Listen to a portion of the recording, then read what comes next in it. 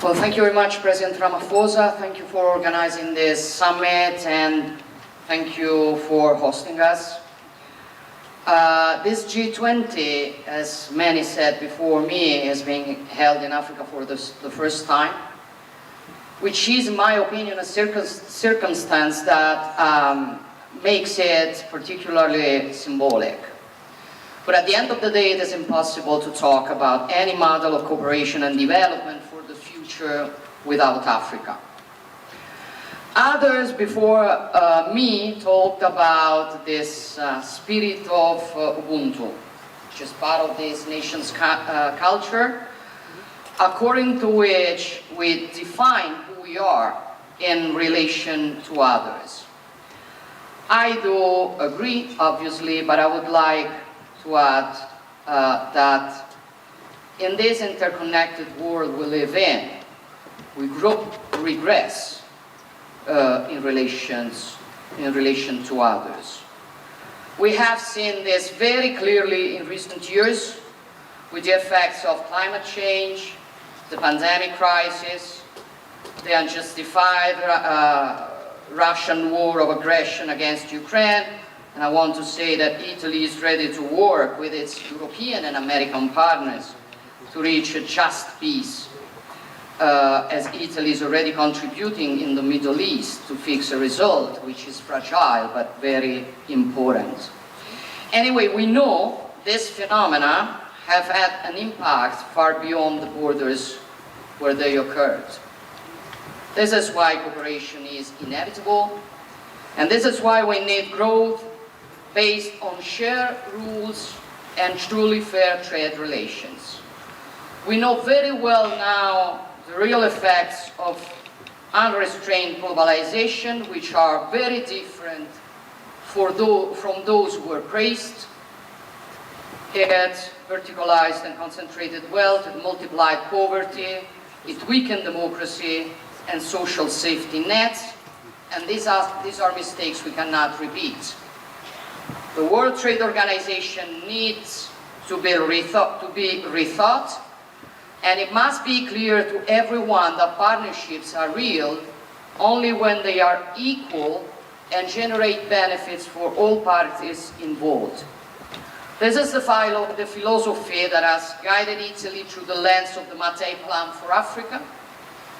It is a new way of looking at the African continent, not as a problem, but rather as an opportunity, not lecturing from top to bottom, but with respect. And this is an initiative that is already involving 14 African nations, a number we intend to increase every year, and that can count on well-built synergies with the African Union, the United Nations, international financial institutions, and the European Union with the Global Gateway. The results it is producing are facts. I'm thinking of the Lobito corridor between Angola and Zambia to connect and bring prosperity to regions that are currently isolated and which we are contributing in an important way.